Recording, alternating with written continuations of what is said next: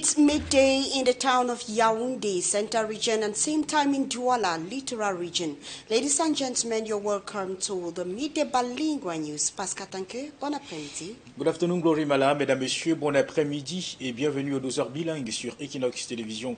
Merci de nous choisir pour vous informer.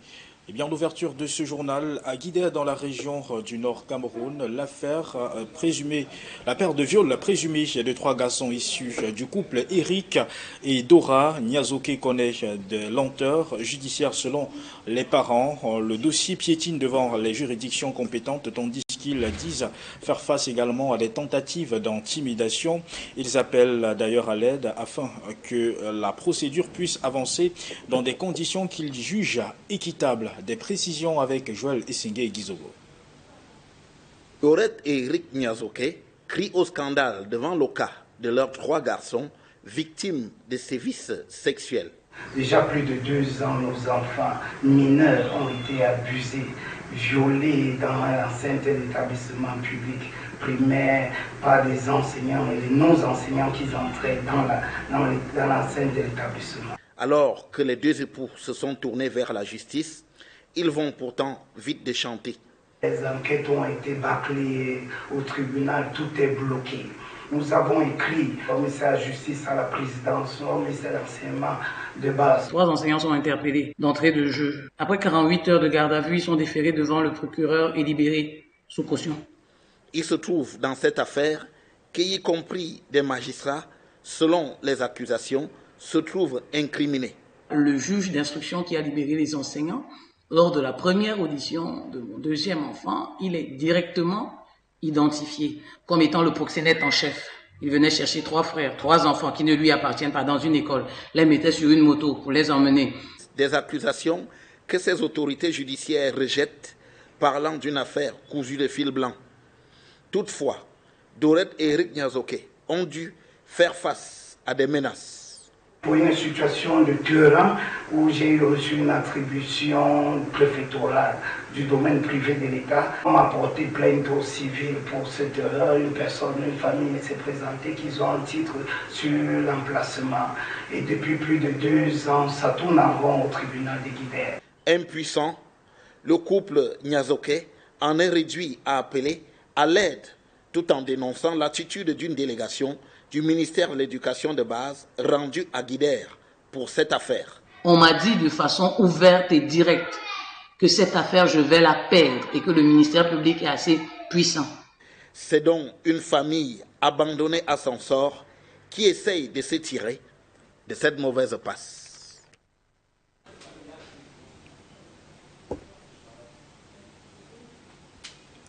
Et alors que les violences sexuelles sur mineurs se multiplient au Cameroun, l'inaction et le mutisme des pouvoirs publics suscitent de vives indignations.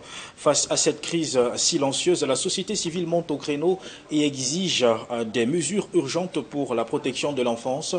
Sur le plan juridique, bien qu'aucune loi n'encadre encore rigoureusement ces abus, les avocats rappellent que la justice devrait systématiquement se saisir de ces dossiers qui brise l'innocence des enfants. Il s'exprime dans ce reportage que signent Emmanuel Job, Dalastana et Hubert Michel Kameli. C'est un cri de détresse qui s'échappe des foyers, des écoles et des quartiers de nos métropoles. Au Cameroun, le viol sur mineur n'est plus un fait divers relégué aux pages sombres des journaux. C'est une crise sociale qui progresse en silence. Ces derniers jours, la recrudescence des cas donne des vertiges, exacerbés par un constat glaçant.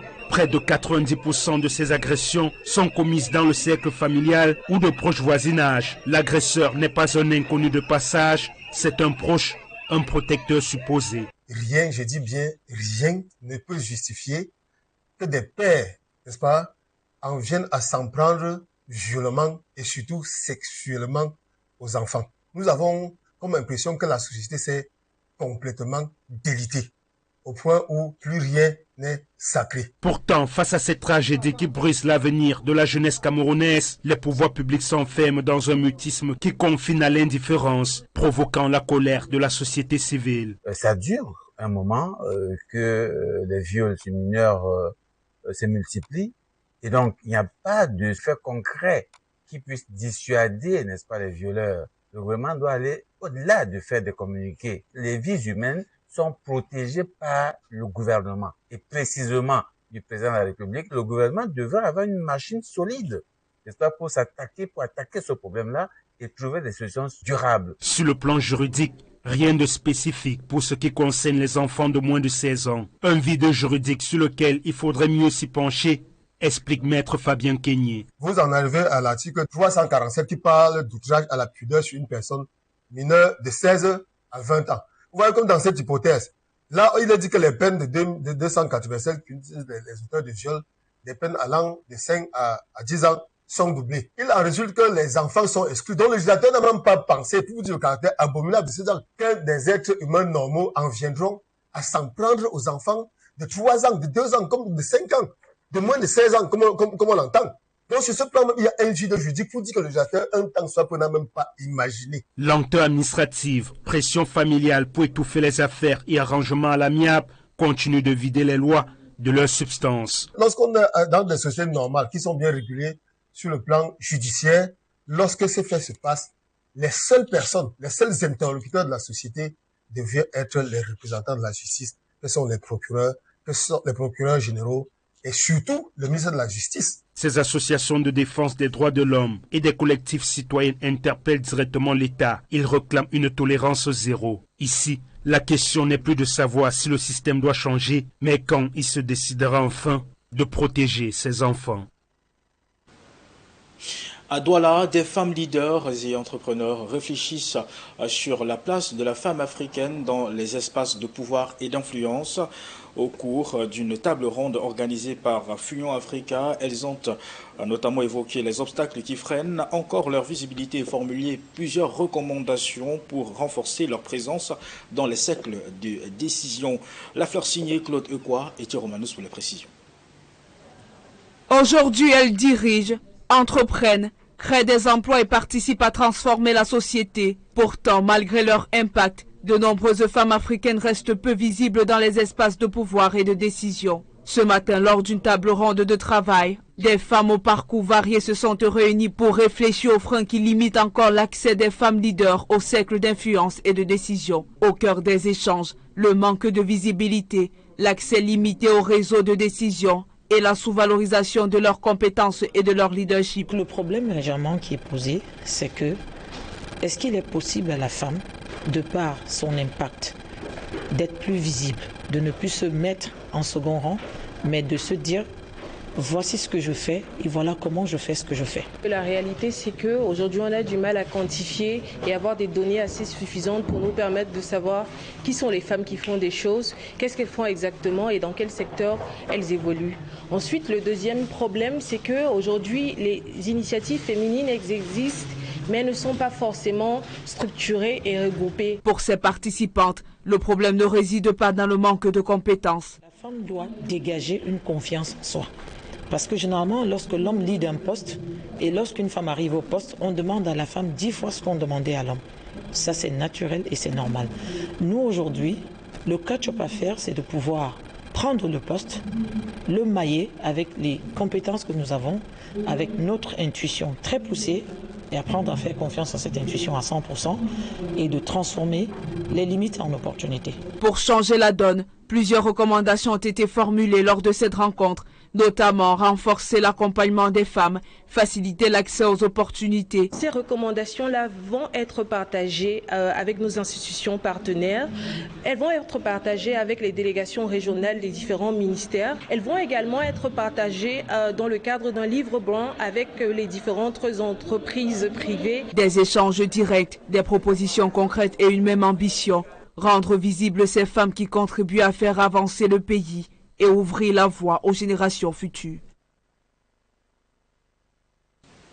Le rendez-vous approche pour les passionnés de cyclisme tout-terrain à Bogofit, dans la région de l'Est du Cameroun. La 3e édition de la course internationale Chantal Biya s'annonce sous le signe de la performance et de l'ouverture à l'international, avec plus d'une dizaine d'équipes étrangères attendues.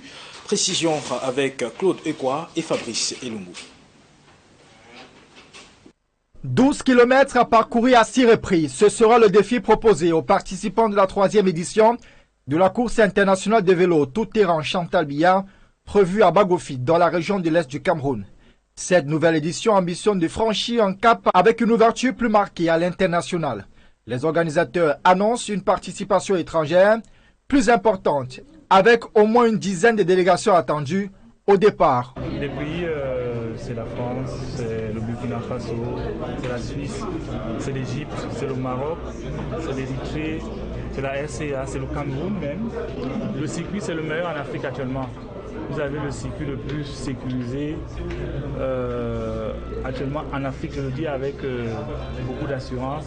On le fait également ailleurs, mais à Bagofi, vous avez le meilleur circuit qui puisse exister aujourd'hui en Afrique. Alors que la région de l'Est reste encore confrontée à certains préjugés liés à son niveau de développement, les organisateurs de cette compétition entendent aller bien au-delà du simple cadre sportif. Face à la presse à Douala, ils ont souligné leur volonté de faire de cette course une vitrine destinée à mettre en lumière les richesses et le potentiel de la région du soleil levant. Il est bon que tout le Cameroun sache qu'il se passe quelque chose. Que tout le Cameroun sache qu'à l'Est, il y a des opportunités, il y a des potentialités. Et étant donné que c'est ici à Douala, que ça bouge, que ça vit, qu'il y a des investisseurs, nous avons pensé avec des autres membres de l'organisation qu'il faille organiser un certain nombre de conférences. La compétition est prévue du 5 au 8 juin prochain à Bagofi.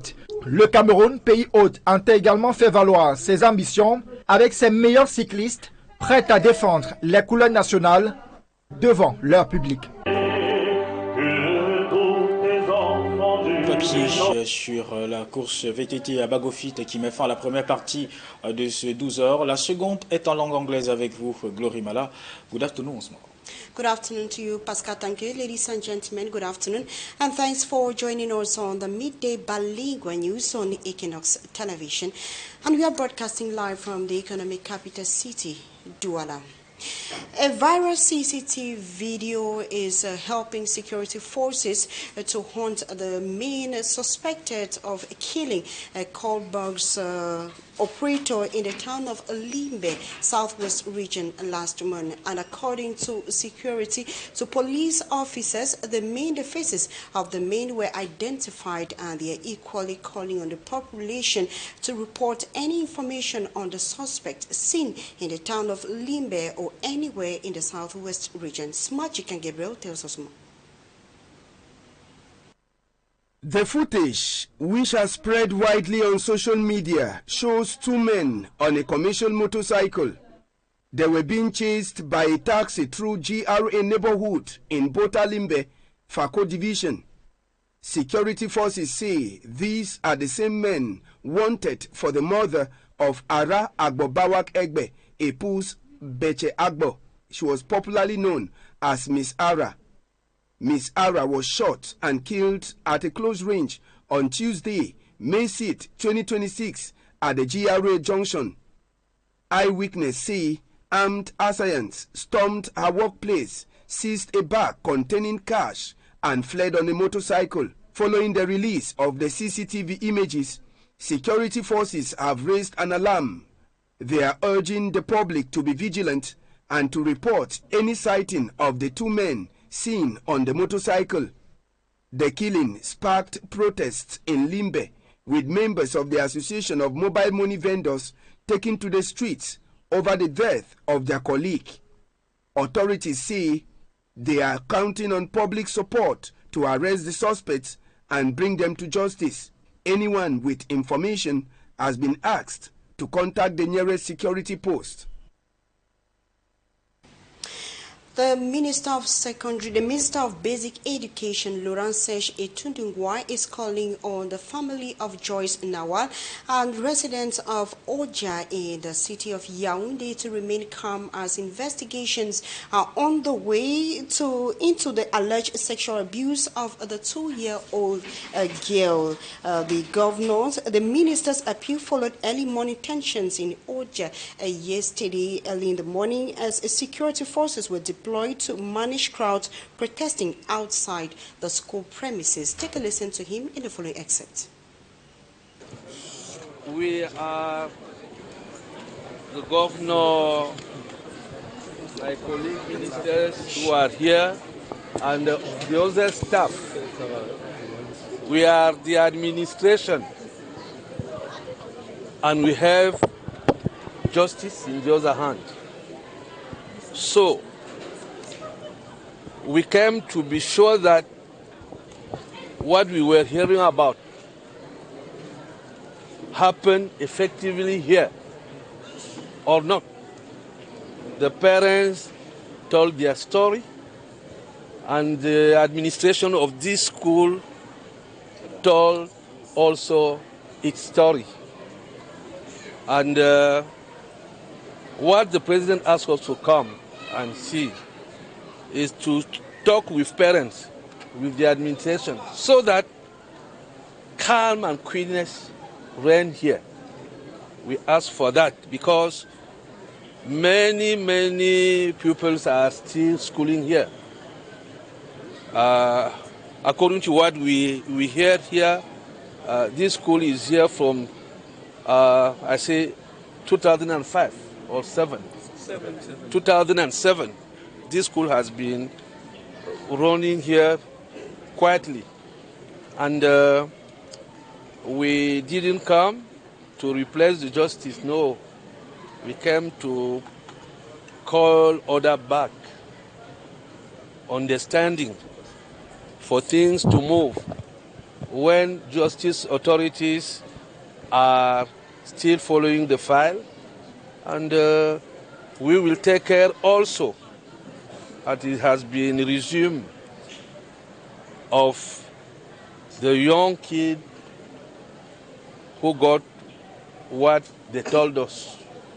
This is the reason why we are here. So you, journalists, tell the population that there is a problem in another level, at the level of justice.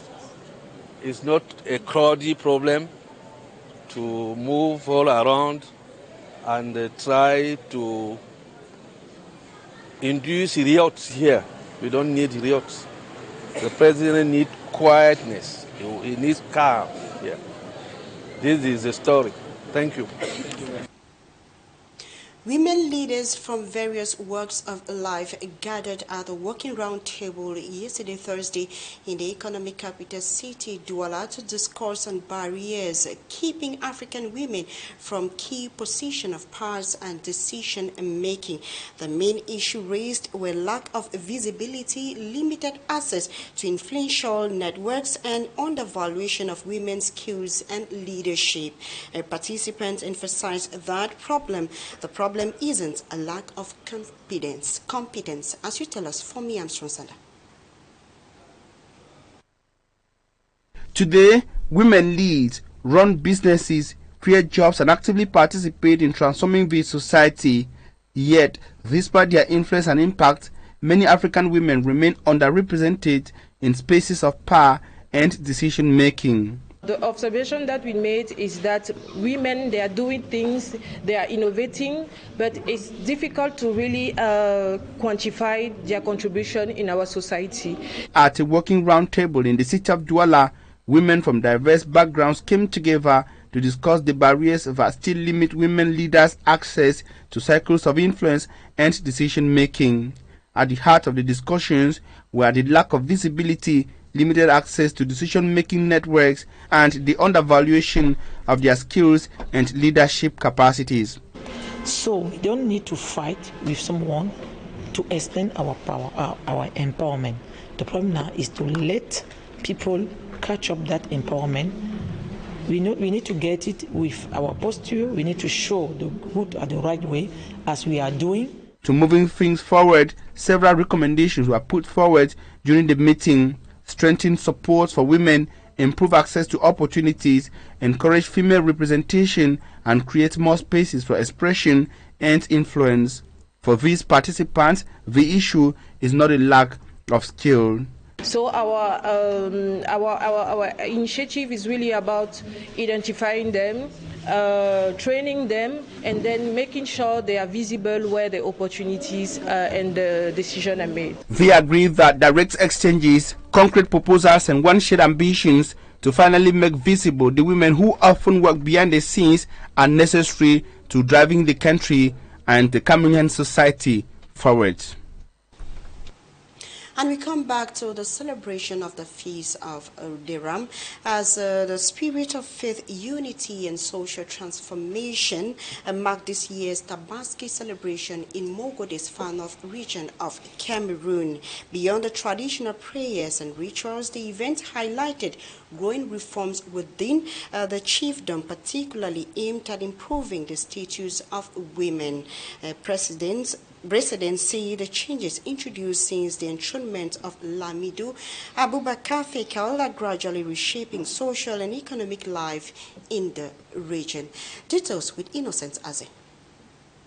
The Feast of Sacrifice was celebrated in the Mogode subdivision in an atmosphere of devotion, peace, and communal harmony, marked by the grand prayer session and the symbolic slaughtering of the Lamido's ram, an act representing submission to Allah, centered on the values of sharing and unity. This year's celebration also highlighted notable social changes within the traditional chiefdom. For the first time, several women publicly expressed satisfaction with the reforms introduced since the accession of Abubakar Faisal to the throne in April 2024.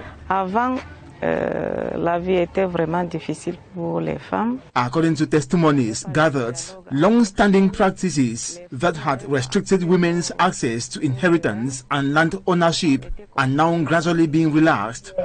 Ils ont accès maintenant aux terrains cultivables, le règlement des conflits. Par exemple, une fille dans la famille. Since the first wave of reforms, women have also begun occupying positions within the traditional leadership structure. Nous sommes vraiment en haut, nous les femmes.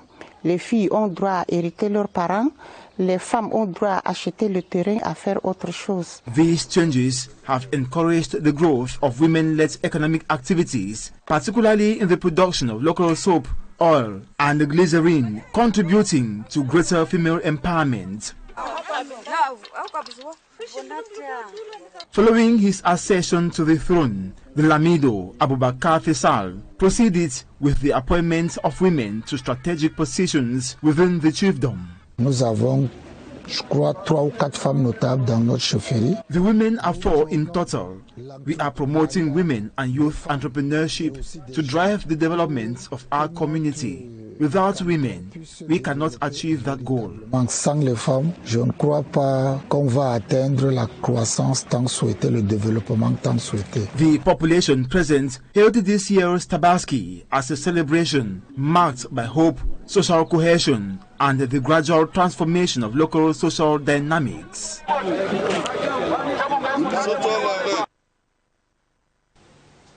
The end of May 2026 has been marked by major humanitarian and social crises across Africa, from deadly Ebola outbreak in Democratic Republic of Congo to xenophobic tensions in South Africa. In response to these challenges, international reactions have intensified, notably with Canada enforcing strict border measures on affected nations. Details with Law Maniero. In the Democratic Republic of Congo, the medical staff fighting for the Bundi-Bugio Ebola outbreak is paying a heavy price, with the last 6 health workers and 3 Congolese Red Cross volunteers dead. In response to this situation, the Congolese Ministry of Health officials offered its condolences and committed to improve working conditions for field teams. Meanwhile, effective May 27, 2026, Canada has completely closed its borders to citizens of the Republic of Congo, Uganda, and Southern Sudan, revoking entry even to those holding valid visa. Starting Saturday, returning travelers from the country will face stricter health screening at Canadian airports, resulting to either a medical hospitalization for suspected case or a mentoring 25 days quarantine for others. In Ghana, several hundred Ghanaians nationals arrived in Accra this Wednesday, May 27, 2026, after fleeing escalating xenophobic tensions and anti-migrant protests in South Africa, fueled by unemployment and social unrest. Local movements in South Africa have accused undocumented foreigners of raising crime rates and stealing jobs, leaving many illegal resident Ghanaians, including long-term professionals, living in constant fear or facing abrupt visa revocation. Upon their arrival in Accra, the Ghanaian government pledged to support its citizens by providing financial aid, psychology counseling, and professional reintegration assistance to help them rebuild their disrupted lives. Pope Leon XVI issued a historic apology this Monday, May 25th, during the release of his first encyclical, Magnificat Humanitas, describing the Holy See's historical legitimizations of slavery as a wound in Christian memory. He explicitly asked for pardon for the involvement of Christians in the transatlantic slave trade, which subjected millions of Africans to centuries of forced labor on American plantations, and acknowledged that past Pope granted European monarch authorities over infidels. Furthermore, the Pope denounced modern forms of slavery driven by the digital revolution's demand for rare earth minerals, highlighting the cruel and dangerous working conditions thousands of miners endured to produce electric chips. And that report brings us to the end of the midday bilingual news. Ladies and gentlemen, thanks for your keen attention. We'll leave you in the company of more interesting programs. Do have a beautiful weekend. Pascal, thank you. Très bon début de week-end à vous, Glorimala. Mesdames, Messieurs, merci d'avoir suivi le 12h bilingue sur Équinoxe Télévision. Nous vous laissons en excellente compagnie de nos programmes. Très bon début de week-end à tous.